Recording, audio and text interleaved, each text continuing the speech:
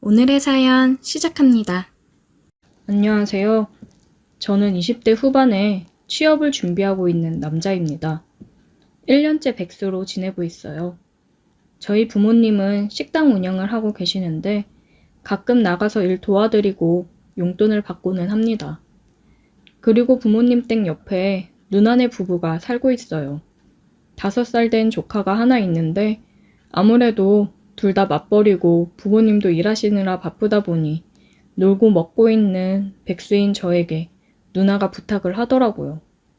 조카 픽업 도와주면 용돈 줄 테니까 좀 해달라고요.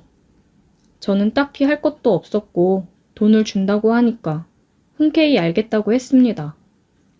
크게 할 건 없고 조카 등하원 도와주고 누나네 부부 끝날 때까지만 잠깐 봐주면 된다고 하더라고요. 남자 조카라 놀아주는 것도 크게 힘들 게 없었어요. 그냥 공룡놀이, 영웅놀이 같은 걸 해주면서 몸으로 놀아주다 보니까 할만했습니다. 처음 조카 등원을 해주러 유치원 버스 차량 올 시간에 나가 버스를 기다리고 있었어요. 근데 애들 등원시키는 아줌마들이 많더라고요.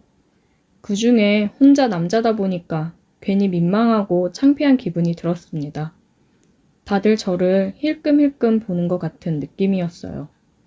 순간 아씨 괜히 한다고 했나? 생각이 들었습니다.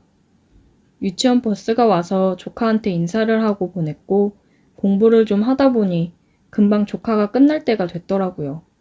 버스가 올 시간이라 조카를 데리러 나갔습니다. 나가보니 아침에 그 아줌마들도 애들 데리러 나왔더라고요. 근데 아침에 봤던 호질근한 모습들은 사라지고 말끔하고 어떤 사람은 화장도 했더라고요. 설마 남자인 제가 있어서 꾸몄나 싶었습니다. 저도 후질근하게 나오는 게 창피했는데 이 아줌마들도 그럴 수 있겠다 싶더라고요. 조카가 삼촌 부르며 버스에서 내렸어요. 저는 그런 조카를 안아들고 집으로 들어갔습니다. 누나가 준비해놓고 간 간식을 조카 손발을 씻기고서 앉혀 먹였습니다. 맛있게 잘 먹는 걸 보니 기분이 좋아지더라고요. 오늘은 유치원에서 무슨 일이 있었는지 조잘대며 떠드는데 귀여웠습니다. 이래서 다들 애 낳고 아이 키우는 맛에 사나 싶더라고요. 그렇게 한참을 떠들던 조카는 놀아달라며 본격적으로 떼를 쓰기 시작하더라고요. 저는 조카랑 영웅놀이를 하며 악당이 되어 몇 번을 총에 맞고 쓰러지기를 반복했는지 모르겠습니다. 한참을 놀아준 것 같은데 시간이 왜 이리 안 가는지 벌써부터 힘들어지더라고요. 육아라는 걸 너무 만만하게 본 것 같습니다. 조카랑 더 놀다 보니 누나가 먼저 퇴근하고 들어왔어요. 엄마다! 조카는 퇴근하고 오는 엄마가 반가워 신나서 달려가더라고요. 그런 걸 보면 또 참 안쓰러웠습니다. 한참 엄마랑 붙어서 사랑받을 나이인데 아무래도 현실은 맞벌이에 바쁜 삶을 살다 보니 종일 유치원이며 다른 사람 손에 맡겨졌다가 저녁 돼서야 엄마 만나 좋아하는 걸 보니까 내가 좀 더 잘 놀아줘야겠구나 생각이 들더라고요. 누나 왔어? 나 이제 집에 간다. 육아 이거 보통이 아니네. 고생했다. 쉽지 않지? 애 키우는 게 세상에서 제일 어려워. 저녁 먹고 갈래? 아니, 그냥 빨리 집에 갈래. 내일 또 올게. 조심히 가. 조카가 짠하고 안쓰럽긴 했지만 어쨌든 엄마가 왔으니 저는 빨리 집에 가서 쉬고 싶었습니다. 기가 아주 쏙쏙 빨리더라고요. 저는 그날 그대로 집에 와서 뻗어 잠이 들었습니다. 다음날 알람 소리에 일어나 보니 벌써 날이 밝아 있더라고요. 저는 후다닥 씻고 누나네 집으로 가서 조카랑 있다가 버스 시간에 맞춰 나갔습니다. 두 번째라고 아줌마들이 말도 걸어주고 그러더라고요. 민호 삼촌이신가 보다. 어우, 잘생기셨네. 역시 아줌마들은 거리낌이 없이 말을 하더라고요. 왠지 더 부담스러워지는 느낌이었습니다. 제발 누가 말 좀 그만 걸어주게 했으면 좋겠다 싶던 찰나 버스가 왔어요. 민호야, 버스 왔다. 얼른 타자. 저는 얼른 말을 돌려 조카를 데리고 버스를 타기 위해 서 있었습니다. 버스에서 차량 선생님이 내려 인사를 하더라고요.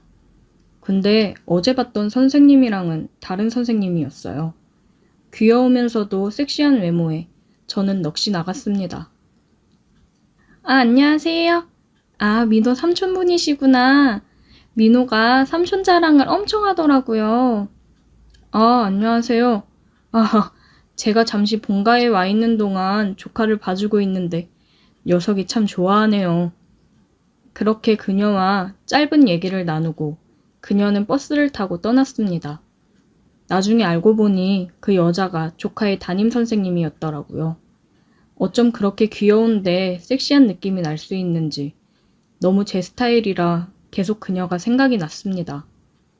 조카 하원길에 그녀를 또 보고 싶은 마음이 가득이었는데 계속 바뀌는 건지 다른 선생님이더라고요. 아쉬웠습니다.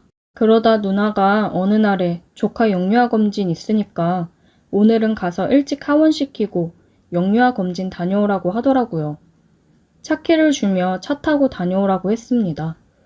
저는 조카 유치원으로 직접 조카를 데리러 갔고 조카 담임인 그녀가 조카를 데리고 나오더라고요. 신경 써서 옷을 입고 온 보람이 있었습니다. 그녀와 많은 대화를 나누지 못해서 아쉬웠지만 그래도 얼굴을 볼 수 있어 좋더라고요. 조카 영유아 검진이 끝나고 조카를 데리고 부모님 식당으로 가서 누나를 기다리고 있었어요. 저는 오랜만에 친구들이 와서 술을 먹자고 해서 부모님한테 조카를 맡기고 나갔습니다. 아직 저처럼 취업 준비 중인 친구도 있고 이번에 취업을 해서 취업턱을 쏘겠다고 한 친구도 있고 그래요. 저도 얼른 이 친구처럼 정신 차리고 취업 준비를 열심히 해야 될 텐데 아직까지는 노는 게 더 좋네요. 친구들이랑 오랜만에 맛있는 고기를 먹으며 저녁을 먹고 2차를 가기로 했습니다. 우리는 룸 노래방으로 갔어요. 친구가 오늘 자기가 풀로 쏘겠다며 노래방 직원한테 그러더라고요. 예쁜 애 3명으로 들여보내라고요. 저는 이 자식 취업했다고 너무 무리하는 거 아닌가 싶었지만 본인이 쏘겠다는데 제가 어쩔 수 있나요? 감사한 마음으로 먹어야죠. 술이 세팅되고 한 잔씩 하고 있는데 예쁜 여성 3명이 들어오더라고요. 들어온 여자와 눈이 마주친 순간 저는 제 눈을 의심했습니다. 그중 한 명은 화장이 진하고 헤어스타일도 달라서 긴가민가 했지만 저를 보며 놀란 표정을 보니 조카의 담임이 맞았습니다. 지금 이게 무슨 상황인가 저도 혼란스럽더라고요. 자, 얼른 옆에 앉고. 친구의 말에 다들 옆에 앉았고 친구가 그녀를 옆에 앉히려는 걸 저는 손목을 잡아 끌고 제 옆에 앉혔습니다. 뭐야? 네 마음에 드냐? 그래, 네 해라. 친구의 말에 저는 아무런 대답을 하지 않았고 말없이 그녀를 쳐다보기만 했습니다. 그녀의 몸이 살짝 떨리는 게 보였어요. 아무래도 겁이 나서 많이 불안한 듯 해 보였습니다. 다들 짝을 이루고 분위기가 올랐고 술을 따라주며 술을 마시기 시작했어요. 그녀도 어쩔 수 없이 말없이 제게 술을 따라주었습니다. 한참 노래를 부르고 취한 친구 2명은 먼저 여자들과 일어나 보겠다며 나갔어요. 노래방에는 저와 그녀 둘뿐이었습니다. 민호 선생님 맞으시죠? 그녀는 아무런 대답을 하지 않고 말없이 눈물을 흘렸습니다.